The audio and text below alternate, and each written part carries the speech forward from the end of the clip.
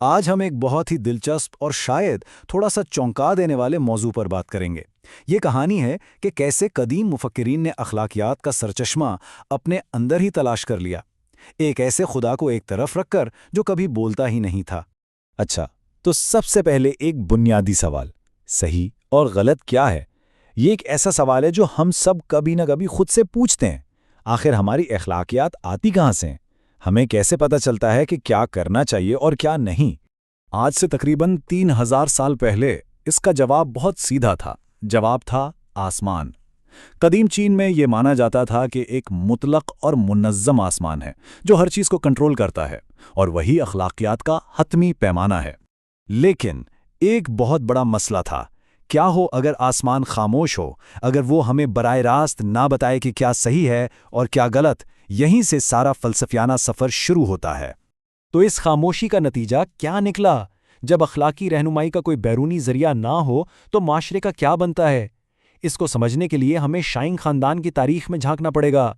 دیکھیں، ہوا یہ کہ جب آسمان خاموش ہو گیا تو اس خلا کو پر کرنے کے لیے پادری سامنے آئے۔ انہوں نے دعویٰ کیا کہ صرف وہی آسمان کی مرضی کو سمجھ سکتے ہیں۔ پھر آہستہ آہستہ انہوں نے اس طاقت کو اپنے سیاسی فائدے کے لیے استعمال کرنا شروع کر دیا، اور جب ان کے مشورے غلط ثابت ہوتے تو وہ الزام سے بچنے کے لیے جانوروں کی ہڈیوں پر پیشن گوئیاں کر کے معاملے کو مزید مبہم بنا دیتے۔ نتیجہ یہ نکلا کہ ریاست اخلاقیات پر نہیں بلکہ تہمت پرستی پر چلنے لگی۔ اور اس سب کا نتیجہ ایک ایسی تصویر جو تاریخ میں امر ہو گئی، یعنی شراب کی جھیل اور گوشت کا جنگل۔ یہ شانگ خاندان کے حکمرانوں کی عیاشی اور اخلاقی گراوٹ کی علامت ہے، جہاں وہ عوام کی حالت سے بے خبر اپنی خواہشات میں ڈوبے ہوئے تھے۔ تو شانگ خاندان تو اپنی اخلاقی بدعنوانی کی وجہ سے ختم ہو گیا، لیکن اپنے پیچھے ایک بہت بڑا سوال چھوڑ گیا۔ جب نئے ژھاؤ خاندان نے حکومت سنبھالی تو انہیں ایک شدید فکری بحران کا سامنا تھا۔ اگر آسمان پر بھروسہ نہیں کیا جا سکتا تو پھر معاشرے کی بنیاد کیا ہونی چاہیے؟ اسی سوال نے چین کے سب سے زرخیز فکری دور 100 مکاتب فکر کو جنم دیا، اور اسی بحران کے بیچ سے ایک بالکل نیا، ایک انقلابی خیال سامنے آیا۔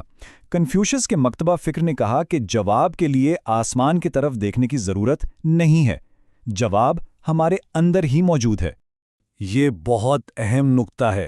کنفیوشس نے کہا، مسئلہ آسمان کا نہیں، مسئلہ اس حکمران کا ہے جس کے اندر فضیلت یا دے نہیں ہے۔ یعنی اخلاقیات کوئی باہر سے آنے والا حکم نہیں ہے، بلکہ یہ ایک اندرونی انسانی خوبی ہے جسے پروان چڑھانے کی ضرورت ہے۔ اچھا، تو اس ایک خیال پر ایک پورا فلسفیانہ نظام کھڑا کیا گیا جسے ہم نیو کنفیوشنزم کہتے ہیں۔ آئیے دیکھتے ہیں کہ انہوں نے انسانی فطرت کا یہ خاکہ کیسے تیار کیا۔ اس نظام کے مطابق ہر انسان کے اندر دو قوتیں کام کرتی ہیں۔ ایک ہے لی، یعنی اصول یا عقل، یہ ہمارا وہ حصہ ہے جو آسمانی ہے، جو ہمیں نظم و ضبط اور اخلاقیات سکھاتا ہے، اور دوسری ہے چی، یعنی مادی قوت یا جذبہ، یہ ہماری جسمانی اور حیوانی خواہشات ہیں۔ اب یہ جو لی ہے، یعنی ہمارا عقلی حصہ، یہ 4 بنیادی ستونوں پر کھڑا ہے: رحم دلی، راست بازی، شائستگی اور دانائی۔ یہ خوبیاں ہمارے اندر قدرتی طور پر موجود ہیں، لیکن انہیں تعلیم اور تربیت کے ذریعے نکھارنا پڑتا ہے۔ تو یہاں پہ ایک بہت دلچسپ ترتیب ہے۔ یہ چاروں فضائل مل کر بناتے ہیں ہمارا ضمیر، اور جب ہم اس ضمیر کے مطابق عمل کرتے ہیں تو وہ عمل فضیلت یا دو کہلاتا ہے۔ تو یہ سفر تجریدی اصولوں سے شروع ہو کر ایک نیک عمل پر ختم ہوتا ہے۔ اور مزے کی بات یہ ہے کہ خود اخلاقیات کے لیے جو لفظ ہے دودک، وہ اسی فلسفے سے نکلا ہے۔ دو کا مطلب ہے راستہ اور دوک کا مطلب ہے فضیلت، یعنی اخلاقیات کا مطلب ہے فضیلت کی طرف جانے والا راستہ۔ لیکن بات صرف ایک فرد کی نہیں تھی، اس فلسفے کو پورے معاشرے اور ریاست کی بنیاد بنایا گیا۔ یہ خیال تھا کہ اگر فرد نیک ہوگا تو معاشرہ خود بخود منصفانہ ہو جائے گا۔ اس کا ماڈل بہت سادہ اور خوبصورت ہے۔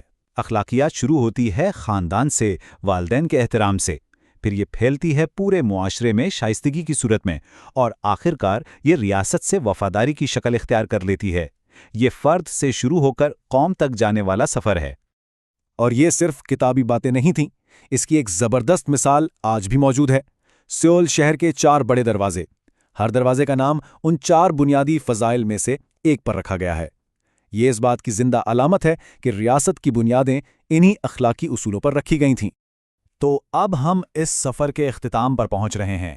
سوال یہ ہے کہ اس قدیم فلسفے کا آج ہم سے کیا تعلق ہے اور اس کا اصل مقصد کیا تھا؟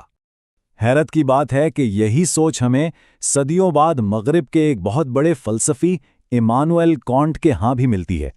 انہوں نے بھی کہا تھا کہ سب سے زیادہ متاثر کن چیزیں دو ہیں، ایک ستاروں سے بھرا آسمان اور دوسرا انسان کے اندر کا اخلاقی قانون۔ اس سے اس خیال کی عالمگیر سچائی کا اندازہ ہوتا ہے۔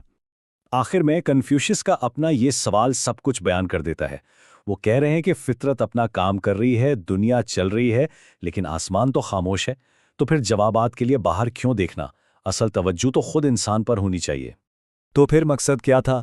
کوئی آسمانی جنت نہیں، بلکہ اسی زمین پر ایک ایسی دنیا بنانا جہاں نہ صرف انسان بلکہ ہر جاندار اپنی پوری صلاحیت کے مطابق جی سکے اور پھل پھول سکے۔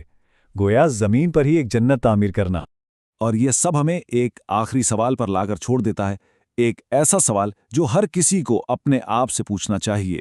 کیا ہم اپنے دل میں چمکنے والے اس ستارے کی یعنی اپنے ضمیر کی روشنی میں چل رہے ہیں؟ اس کا جواب ہم سب کو اپنے اندر ہی تلاش کرنا ہے۔